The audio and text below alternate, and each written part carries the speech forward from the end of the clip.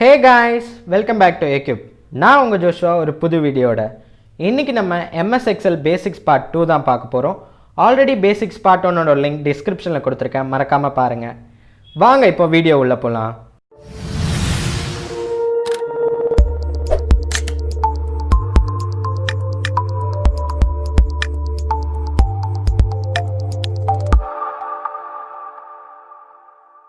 Okay, first நம்ம fill series அப்படின்றது எப்படி பண்ணலான்னு பார்க்கலாம்.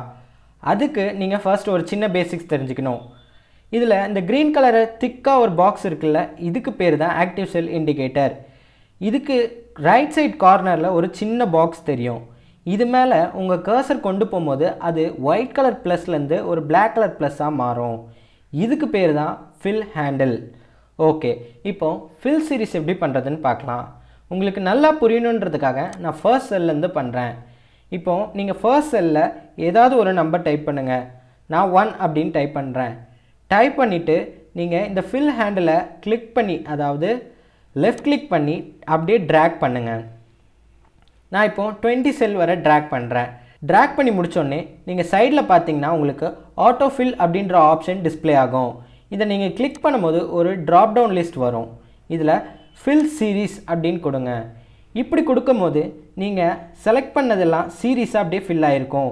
அதாவது 1 2 3 4 அப்படின்னு லைனாக ஃபில் ஆகிருக்கும். இது உங்களுக்கு நல்லா புரியணும் தான் நான் இந்த ரோ நேமிங்க்கு நேராக ஃபில் பண்ணியிருக்கேன்.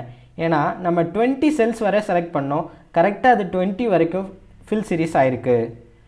ஓகே, இதை நீங்கள் இப்படி வெர்டிக்கலாக மட்டும்தான் பண்ண முடியுமா? கிடையாது, உங்களால் ஹாரிசாண்டலாகவும் பண்ண முடியும். அதே மாதிரி இந்த ஃபில் ஹேண்டிலை இங்கே ப்ளேஸ் பண்ணி இப்படி ட்ராக் பண்ணுங்கள். ட்ராக் பண்ணிவிட்டு அதை ஃபில் ஆப்ஷனில் போயிட்டு ஃபில் சீரீஸ்ன்னு கொடுங்க. இப்படி கொடுக்கும்போது இதுவும் உங்களுக்கு சீரீஸாக ஃபில் ஆகும். இதை உங்களால் எந்த ஃபார்மெட்டில் வேணாலும் பண்ணலாம். இப்போது A1 அப்படின்னு பண்ணுறீங்கன்னா அதை ஃபில் ஹேண்டிலை வச்சு ட்ராக் பண்ணுங்கள். ட்ராக் பண்ணி பார்த்தீங்கன்னா உங்களுக்கு அதுவும் சீரீஸாக ஃபில் ஆகும். இதே நீங்கள் ஹாரிசாண்டலாகவும் பண்ணலாம்.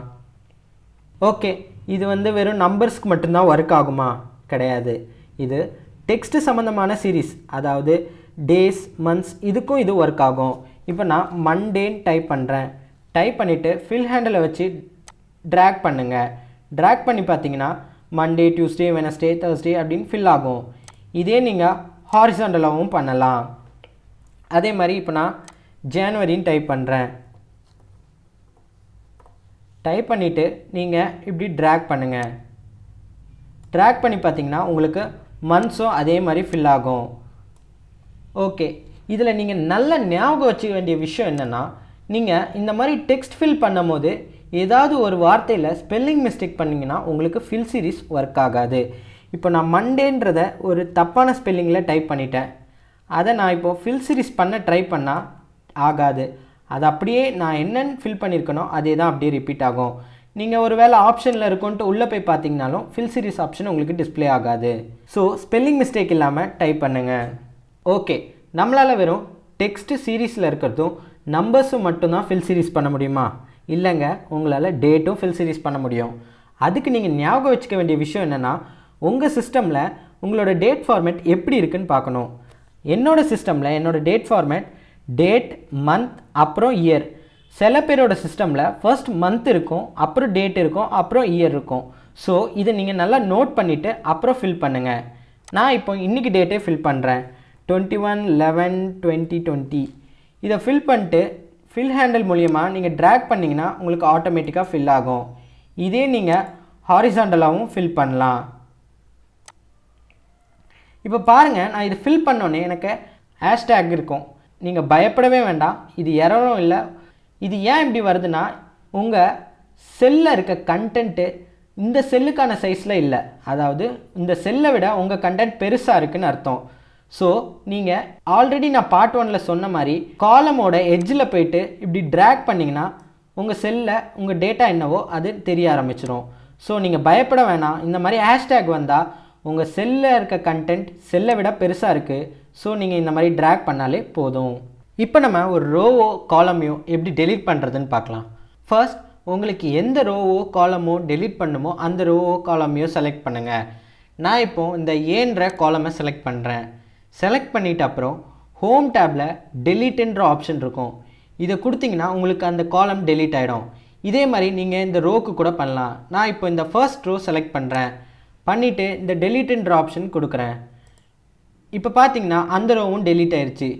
ஸோ உங்களுக்கு தேவையான ரோவையோ காலமையோ நீங்கள் செலக்ட் பண்ணி டெலீட் பண்ணலாம். அடுத்து இப்போ எப்படி ஒரு ரோவையோ காலமையோ இன்சர்ட் பண்ணுறதுன்னு பார்க்கலாம். இன்சர்ட் பண்ணுறதுக்கு உங்களுக்கு எங்கே இன்சர்ட் பண்ணுமோ அந்த இடத்துல நீங்கள் செலக்ட் பண்ணுங்கள். எனக்கு இப்போ இங்கே ஒரு ரோ தேவைப்படுது. நான் அந்த இடத்துல செலக்ட் பண்ணுறேன். செலக்ட் பண்ணிட்டு உங்கள் ஹோம் டேப்பில் இன்சர்ட்டுன்னு ஒரு ஆப்ஷன் இருக்கும். இதை கிளிக் பண்ணிங்கன்னா ஒரு ரோ உங்களுக்கு இன்சர்ட் ஆகும். நீங்கள் நல்லா பார்த்துருந்தீங்கன்னா நான் எந்த ரோவை செலக்ட் பண்ணனோ அந்த ரோவுக்கு மேலே ஒரு புது ரோ க்ரியேட் ஆச்சு. இப்போ நான் ஒரு காலமை இன்சர்ட் பண்ணுறேன். இப்போ எனக்கு இந்த இடத்துல ஒரு புது காலம் வேணும். அதே மாதிரி ஹோம் டேப்பில் போய் இன்சர்ட் கொடுக்குறேன். இப்போ நீங்கள் நல்லா பார்த்துருந்தீங்கன்னா நான் செலக்ட் பண்ண காலமுக்கு முன்னாடி ஒரு புது காலம் க்ரியேட் ஆகிருக்கு. ஸோ ஞாபகம் வச்சுக்கோங்க, காலமை நீங்கள் செலக்ட் பண்ணிங்கன்னா அதுக்கு முன்னாடி ஒரு காலம் க்ரியேட் ஆகும். இதே ரோ செலக்ட் பண்ணிங்கன்னா அதுக்கு மேலே ஒரு புது ரோ க்ரியேட் ஆகும். ஓகே, இப்போது உங்களுக்கு ஒரு வேலையை ஃப்ரெஷ்ஷாக ஆரம்பிக்கணும்னா நீங்கள் புது ஷீட் க்ரியேட் பண்ணிக்கலாம். நீங்கள் எத்தனை ஷீட் வேணுமோ க்ரியேட் பண்ணிக்கலாம். இப்போது ஒரு ஷீட்டுக்கு எப்படி நேம் கொடுக்குறதுன்னு பார்க்கலாம். நீங்கள் எந்த ஷீட்டுக்கு நேம் கொடுக்கணுமோ அந்த ஷீட்டோட டேப்பில் டபுள் கிளிக் பண்ணுங்கள். பண்ணிவிட்டு நீங்கள் நேம் கொடுக்கலாம். இப்போ நான் இதில் சீரீஸ் அப்படின்னு கொடுக்குறேன். உங்களுக்கு இப்போ எதுவும் ஷீட்டு தேவையில்லைன்னா நீங்கள் அதை டெலீட் கூட பண்ணலாம். நீங்கள் அந்த ஷீட்டை டெலீட் பண்ணுறதுக்கு எந்த ஷீட்டு தேவையில்லையோ அந்த ஷீட் டேப் மேலே ரைட் கிளிக் பண்ணிங்கன்னா ஒரு பாப்அப் ஆப்ஷன் வரும். இதில் டெலீட்ன்ற ஆப்ஷனை கிளிக் பண்ணுங்கள். ஸோ இப்போ உங்களுக்கு ஒரு ஷீட் டெலீட் ஆயிடுச்சு. ஓகே, கேல்குலேஷனை பொறுத்த வரைக்கும் பேசிக்காக addition, subtraction, multiplication and division தான். இப்போ நீங்கள் உங்கள் கீபோர்டை பாருங்கள். உங்கள் கீபோர்டோட ரைட் சைடு பார்த்தீங்கன்னா உங்களுக்கு நியூமெரிக்கல் கீபோர்டு இருக்கும். ஸோ இதை யூஸ் பண்ணி கேல்குலேஷன் பண்ண கற்றுக்கங்க. உங்களுக்கு அந்த பேசிக் கேல்குலேஷனோட சிம்பிள்ஸ் உங்கள் கீபோர்டில் இருக்கும். அதில் உங்களுக்கு அடிஷன், சப்ராக்ஷன், மல்டிப்ளிகேஷன் அண்ட் டிவிஷனுக்கான சிம்பிள் இருக்கும். இப்போ உடனே நீங்கள் கேட்பீங்க, என்னப்பா சொல்கிற, இங்கே வெறும் அடிஷனும் சப்ராக்ஷனும் மட்டும்தான் இருக்குன்னு. கம்ப்யூட்டரை பொறுத்த வரைக்கும் மல்டிப்ளிகேஷனுக்கு இந்த ஸ்டார் சிம்பிள் தான் யூஸ் பண்ணுவாங்க அண்ட் டிவிஷனுக்கு இந்த ஸ்லாஷ் சிம்பிள் யூஸ் பண்ணுவாங்க. ஸோ உங்களுக்கு அந்த நியூமெரிக்கல் கீபேட் பக்கத்துலேயே உங்களுக்கு பேசிக்காக தேவையான சிம்பிள்ஸும் ப்ரொவைட் ஆகிருக்கும். ஓகே, இப்போது ஃபைனலாக நம்ம ஒர்க் புக்கை எப்படி சேவ் பண்ணுறதுன்னு பார்க்கலாம். அதுக்கு நீங்கள் ஃபைல், சேவ் அப்படின்னு கொடுக்கலாம்.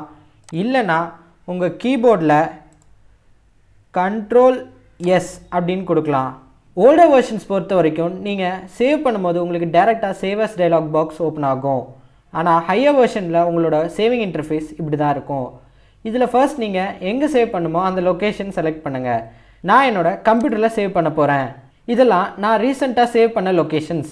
உங்களுக்கு இப்போ இந்த லொக்கேஷனில் சேவ் பண்ண வேணாம், உங்களுக்கு ஒரு புது லொக்கேஷன் வேணும்னா கீழே இந்த ப்ரௌசன் இருக்கிற இந்த ஆப்ஷனை கொடுங்க. இது கொடுத்தோன்னே உங்களுக்கு லெஃப்ட் சைடில் எந்த லொக்கேஷன் வேணுமோ அந்த லொக்கேஷனை நீங்கள் செலக்ட் பண்ணிக்கோங்க. நான் இப்போது டெஸ்க்டாப் செலக்ட் பண்ணிக்கிறேன். அடுத்து நீங்கள் உங்கள் ஒர்க் புக்கு என்ன நேம் கொடுக்கணும்னு செலக்ட் பண்ணுங்கள். மோஸ்ட்டாக நீங்கள் உள்ளே என்ன கண்டென்ட் டைப் பண்ணியிருக்கீங்களோ அது ரிலேட்டடான நேம் கொடுங்க. நான் இப்போது என்னோடய ஒர்க் புக்குக்கு ஃபில் சீரீஸ் அப்படின்னு நேம் கொடுக்குறேன். நீங்கள் இப்படி நேம் கொடுத்தோன்னே சேவ் கொடுத்துருங்க.